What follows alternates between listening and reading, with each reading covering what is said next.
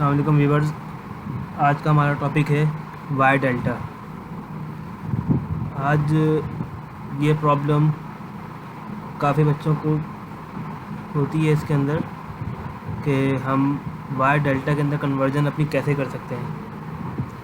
इसके अंदर एक कॉन्सेप्ट है, जिन बच्चों का ये कॉन्सेप्ट क्लियर हो जाएगा उनका ये प्रॉब्लम इजीली सॉल्व हो जाएगा। जानते हैं वो क्या है। सबसे पहली चीज़ ये है, हमारे पास सोर्स होती है वाई, ठीक है। एक हमारे पास लोड होता है डेल्टा। ये चीज़ याद रखिएगा कि जो हमारे पास वाई के अंदर सोर्स मौजूद होती है उसके अंदर एक न्यूट्रल भी होता है। और सपोज ये हमारा न्यूट्रल पॉइंट है और एक हमारे पास भी मिडल में एक सोर्स है, तो पोजीशन के लिए बताया गया है आपको।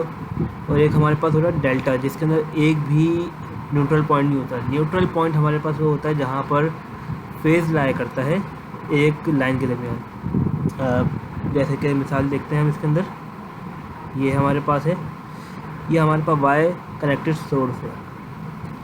ये वाला पॉइंट है हमारे पास न्यूट्रल पॉइंट कहलाता है। और जो ये पॉइंट है ये हमारे पास एक सोर्स है जिसे हम वाई कनेक्शन में देख सकते हैं। और हमारे पास एक लोड है जो कि डेल्टा कनेक्टेड लोड में है। एक चीज़ और, हमारे पास जो वाई कनेक्टेड सोर्स मौजूद होती है वो हमें प्रोवाइड करती है, वाई कनेक्टेड प्रोवाइड करती है फेज़ वोल्टेज, और डेल्टा हमें प्रोवाइड करता है line voltage.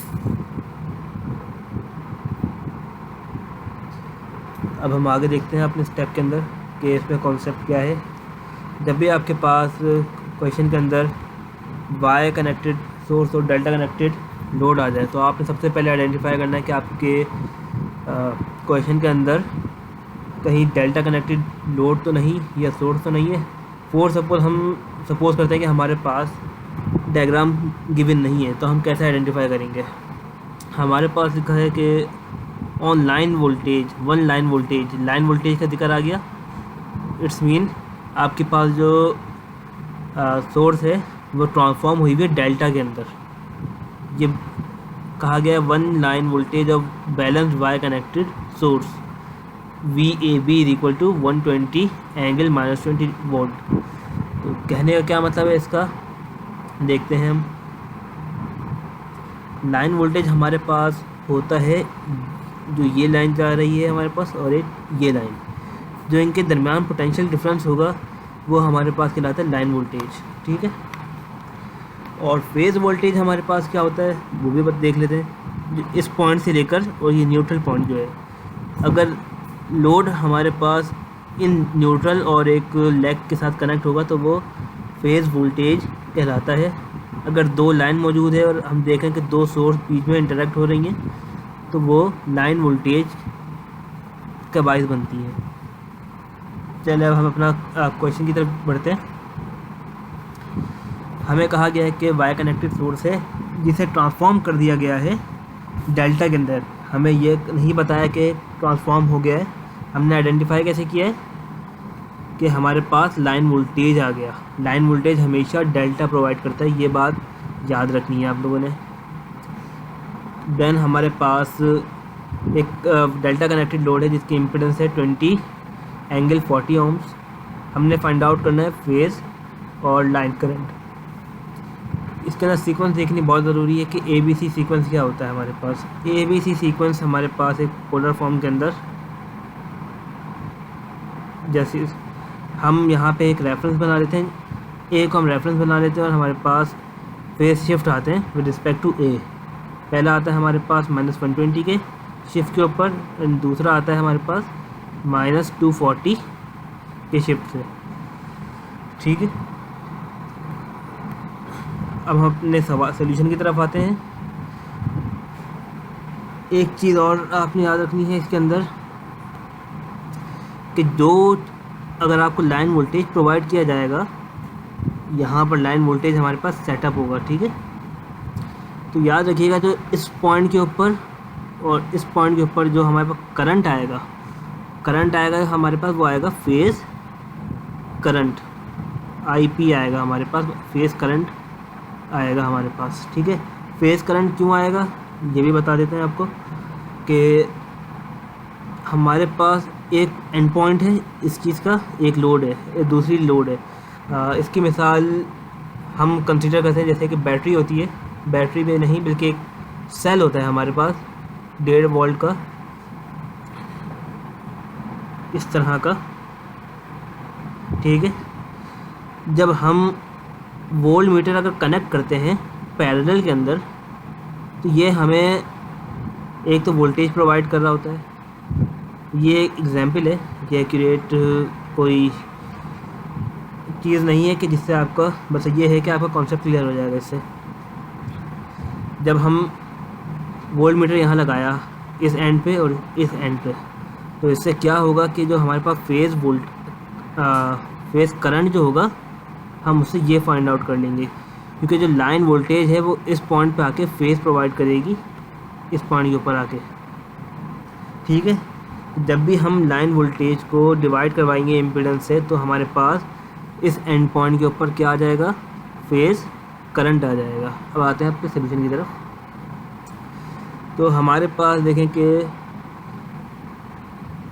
Line voltage given था, इम्पीडेंस हमारे पास मौजूद थी, तो हमने उससे क्या निकाल लिया, लाइन वोल्टेज, लाइन करंट हमने निकाल लिया, ठीक है। अब सबको पता है कि हम फेज़ शिफ्ट के ज़रिए काम करते हैं। अगर सिस्टम बैलेंस्ड है तो मैग्नीट्यूड सेम रहता है, फेज़ शिफ्ट में 120 का डिफरेंस आता है, और हमारे पास सीक्वेंस भी है ABC। इट्स मीन पहला शिफ्ट आएगा 0 पर, सेकंड शिफ्ट है -120 पर, जो भी एंगल होगा, और तीसरा एंगल है हमारे पास -240 पर, ठीक है। तो सिमिलरली हमने IBC और ICA कैलकुलेट कर लिया। अब लाइन करंट किस तरह कैलकुलेट करना है। अब लाइन करंट क्या होता है हमारे पास, लाइन करंट वो होता है जो कि ये जो ऊपर वाली लाइन में से फ्लो करते हुए जा रहा है, ठीक है। यहाँ से करंट फ्लो होता हुआ जा रहा है, और इस पॉइंट से लेकर और जो ये पॉइंट है, ये हमें क्या प्रोवाइड करके देती हैं, ये जो 2 पॉइंट्स हैं हमारे पास, इसको थोड़ा क्लियर कर दूं।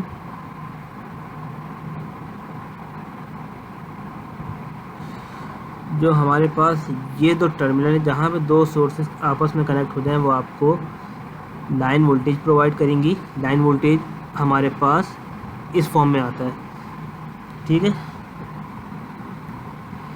देन हमने फार्मूला लगाया सिंपल लाइन करंट का, अपनी वैल्यू सब्स्टिट्यूट की है, IP इंटू √3 एंगल -30। IP हमारे पास आ गया था, IP हमारे पास फेज़ करंट से, जो कि हम रिप्रेजेंट कर सकते हैं IAB को, ये हमारे पास फेज़ है, फेज़ करंट। हमने जस्ट वैल्यू सब्स्टिट्यूट की और हमारे पास आंसर आ गया IAB। एंड देन यहाँ पे भी फेज़ शिफ्ट आएगा -120 का और -240 का एंगल के रिस्पेक्ट के साथ। अब आपको एक चीज़ और क्लियर कर दूं दोबारा। फॉर सपोज हमारे पास जो ट्रांसमिशन लाइन जो आती है इस तरह के फॉर्म में आती हैं, ठीक है। फॉर सपोज अगर आगे PMT लगी हुई है, यहाँ पे हमारे पास PMT, ठीक है। तो PMT के अंदर भी 3 पोर्ट होते हैं हमारे पास, जहाँ पे ये इनपुट हो रहा होता है, और आउटपुट से हमारे पास 2 फॉर्म निकल रही होगी।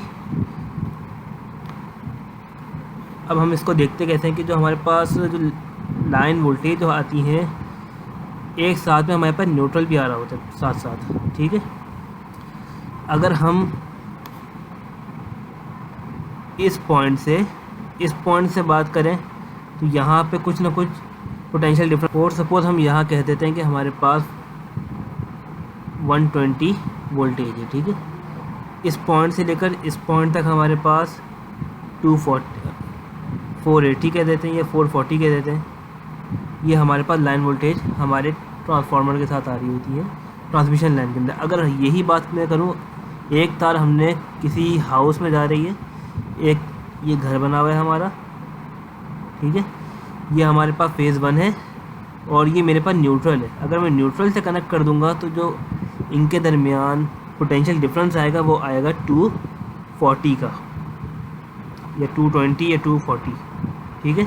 नॉर्मली हमारे घर में आता है 220, आता हमारे घर में 240 है, लेकिन जैसे हम कंसीडर ये करते हैं कि वो आ कितना रहा है 220, क्योंकि लॉसेस हो जाती हैं तो वो 220 हम कंसीडर कर लेता हूँ उसे, ठीक है। अब एक सवाल था जिसके अंदर आपको बताना था कि किस तरह हम करेंगे। एग्जाम्पल 12.3 है, ये कॉन्सेप्ट लेना लाजमी है कि हमें मिला हुआ क्या है, पहले डायग्राम देखें, हमें गिवन नहीं है, ठीक है। तो अब हमने यहाँ करना क्या है, क्वेश्चन पढ़ रहा है, हमें यहाँ कहा गया है वाई कनेक्टेड सोर्स है, ठीक है। और आपने देख लिया कि यहाँ पे सोर्स कौन सी है, VAN। यहाँ पे A और N आ जाए साथ में, जहाँ पे N आ जाए इट्स मीन न्यूट्रल। न्यूट्रल कहाँ होता है, हमेशा फेज़ वोल्टेज के अंदर होता है। कहाँ होता है, फेज़ वोल्टेज के अंदर। इट्स मीन ये हमारे पास वाई कनेक्टेड सोर्स मौजूद है एंड डेल्टा कनेक्टेड लोड है। अब हमने आइडेंटिफाई कर लिया कि हमारे पास वाई डेल्टा कनेक्शन मौजूद है। अभी जैसे हमने ऊपर बताया था कि जब हम इसको आपस में फोर्स को कनेक्ट कर लेते हैं, बीच में वोल्टेज सोर्स मौजूद है, ठीक है। ये कनेक्शन मैंने दूसरी तरीके से किए।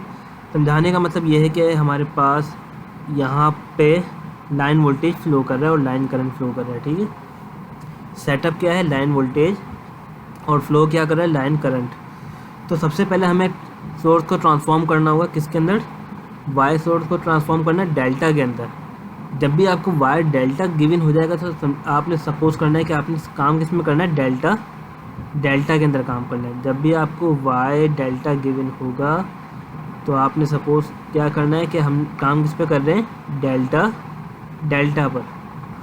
तो डेल्टा के लिए कंडीशन क्या होती है कि डेल्टा हमें प्रोवाइड करता है लाइन वोल्टेज। तो हमें फेज़ को सबसे पहले लाइन वोल्टेज के अंदर ट्रांसफॉर्म करना पड़ेगा। जब हमने ट्रांसफॉर्म किया तो हमारे पास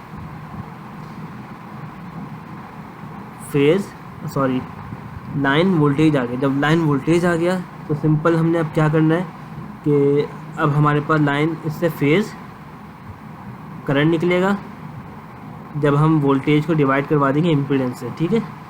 तो बिल्कुल ईजीली है, जिस तरह हमने काम ऊपर किया है। अब यहाँ से VAB के बाद सारा का सारा काम सिमिलर है। तो आप इसकी प्रैक्टिस करें अच्छे से, तो आपका ये सवाल इंशाल्लाह ताला हो जाएगा। Thank you for watching. अगर कोई मसला हो तो आप कमेंट सेक्शन में पूछ सकते हैं। Thank you.